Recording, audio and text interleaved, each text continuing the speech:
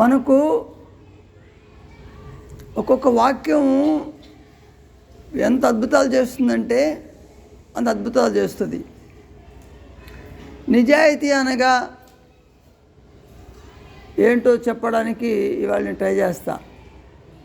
నిజాయితీ అంటే ఏమో కాదు, నిజం. నువ్వు మాట్లాడే మాటల్లో నిజాయితీ ఉండాలి, అంటే నిజం మాట్లాడాలి.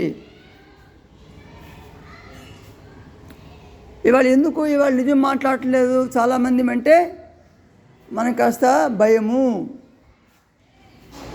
ఎందుకు ఆ భయము? తిడతారనో, అరుస్తారనో, అవమానపరుస్తారనో. ఆ తిట్టినా అరిసినా రూమ్లో తనీగా కూర్చొని పెట్టాల్సిన పర్వాలే, నల్లగారిలో తెలిసే విధంగా. ప్రతి ఒక్కరికి పుట్టినప్పటి నుంచి అందరికీ ఈగో ఉంటుంది. ఆ ఈగో హర్ట్ అవుతుంది.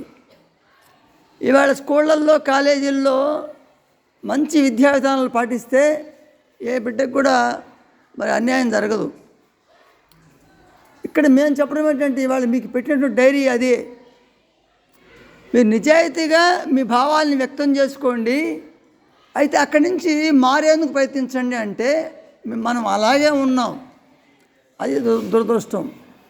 దానికి కారణాలు చాలా ఉన్నాయి. మేము కూడా వ్యక్తిగతంగా పరిశీలించి పరివర్తన తీసుకురావాల్సిన ఈ స్కూళ్ళు, కాలేజీలు మోసపూరితమైనవి. బాహాటంగా చెప్తున్నా, వ్యక్తిగత శ్రద్ధ మాకు మీ మీద లేదు. కాబట్టి మీకు కాస్త సరదా హాయ్ అయిపోయింది. ఇంకో మాట చెప్పాలంటే ఇళ్ళ వద్ద కూడా మీ గురించి పరిశీలన లేదు. అలాగే మీ మాటకి వినే పరిస్థితి వచ్చేసింది. పేరెంట్స్ మీ మాట ఏంటున్నారు మాకు తెలుసు ఆ విషయం. మీకేం కావాలో తీసి ఇచ్చేస్తున్నారు. మీరు నిద్ర లేకపోయినా కంప్లైంట్ చేయట్లేదు. రాత్రిపూట సెల్ ఫోన్ చూస్తున్నా కూడా అడిగేవాళ్ళు లేరు. ఎట్లా నా బిడ్డను మార్చుకుందామనే తపన పిచ్చి వాళ్ళ పేరెంట్స్ కూడా లేదు. వాళ్ళ కర్మలు జరగనే ఒక పాట ఎట్లా బాగుపడతారులే. కాబట్టి విద్యార్థుల యొక్క పరిస్థితి దారుణంగా ఉంది. 10 ఏళ్లకు ముందు వేరు, ఇప్పుడు వేరు. మీకు చుట్టూ సమస్యలే. పరీక్షల టైంలో కూడా ఇవాళ నిజాయితీ లేదు. ఏంటి నిజాయితీ? రాత్రిపూట పడుకునే ముందు నేను ఇంకా ఇలాగే ఉన్నాను ఒప్పుకుంటే నిజాయితీ. ఎవరి దగ్గర ఒప్పుకోకర్లా, మీ అమ్మ దగ్గర ఒప్పుకోకర్లా, మీ సార్ దగ్గర ఒప్పుకోకర్లా. అలా ఒప్పుకుంటే గొప్ప అద్భుతాలు జరుగుతాయి. అయితే కనీసం రాత్రిపూట పడుకునే ముందు నీ దేవుడి దగ్గర, ఎవరో అంటారు కదా బ్లా బ్లా అని, దేవుడు ఉన్నాడు అంటారు కదా. నమ్మకపోయినా ఉన్నాడు, ఒక శక్తి ఉంది, పవర్ ఉంది. కాస్త ఒప్పుకుంటే నిజాయితీగా, నేను ఎప్పటికీ అబద్ధాలు చెప్తున్నాను ఒప్పుకోవాలి. నేను ఎప్పటికీ నా యొక్క బుర్రకు వేరే విధంగా ఉంది, చదువు మీద కాకుండా వేరే విషయాలు, చిన్న మోహాల మీద ఉంది.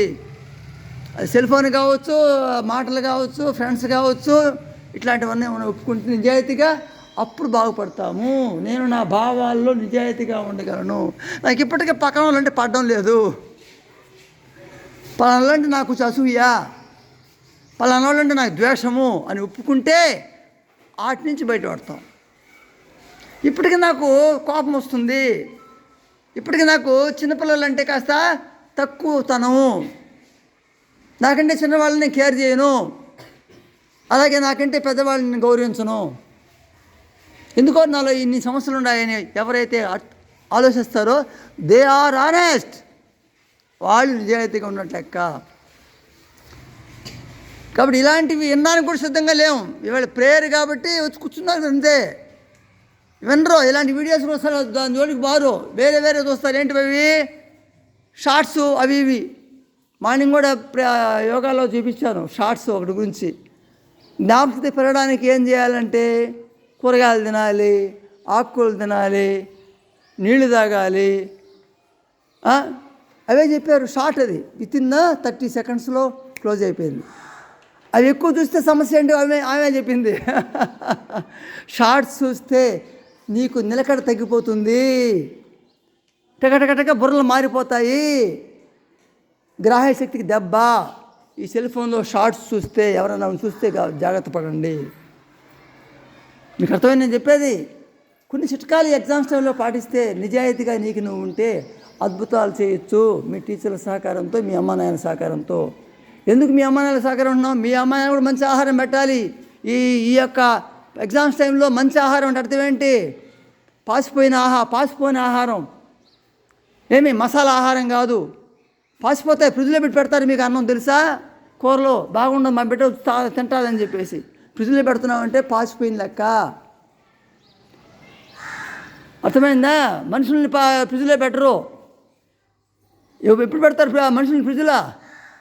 చచ్చిపోయిన తర్వాత శవం కుళ్ళిపోతుందని అప్పుడు ఫ్రిడ్జ్లో పెడతారు. దాన్ని ఏమంటాను? ఫ్రీజర్. ఏమంటావా? ఫ్రీజర్. కేవలం చనిపోయిన వాటిని ఫ్రిడ్జ్లో పెడతారు. ఇప్పుడు మనం బతుకున్న వాటిని పెంచాలంటే కొంచెం కష్టము, నిలబడలేము, తట్టుకోలేము. అంటే కొంత శక్తి కోల్పోతుంది. కూరగాయలు పెడుతున్నారు, ఏమి కొంత శక్తి అయితే కోల్పోతుంది. అది విషయం చెప్తున్నా మీకు. కొంత అయితే కోల్పోతుంది, సగం వాల్యూస్ ఉన్నటువంటి ఫుడ్ మనం తింటాం. సో సైంటిస్ట్గా నాకు తెలియదు కాబట్టి ఫ్రిడ్జ్లో పెడితే ఎన్ని విషయాలు కోల్పోతాయి అనేది మీరు అడగని కావాల్సిన చెప్తారు. వచ్చేది ఎండాకాలం, నేను ఫ్రిడ్జ్ నీళ్ళు తాగాల. ఆల్రెడీ ఇప్పటికే తాగుతుంటారు పిల్లకాయలు ఇళ్ళకాడ ఫ్రిడ్జ్లో నీళ్ళు. తాగొచ్చా తాగకూడదా? అడిగే నిజాయితీ పెంచుకుంటే మేలు.